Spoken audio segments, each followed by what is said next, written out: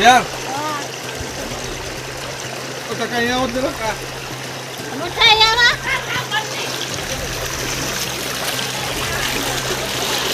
કાકા તમારે જમવાની વ્યવસ્થા છે કે નથી જમવાની સગવડ છે હે કેટલા દિવસ ચાલે એટલું અનાજ છે એટલે પૂછું કેટલા દિવસ ચાલે એટલું અનાજ છે તમારા જોડે 2-3 દિવસ કરવું હજી ચાલશે ને હા આગળ છે હજી બીજા રહેવા વાળા પાણી અદભુત છે બધે અદભુત પાણી છે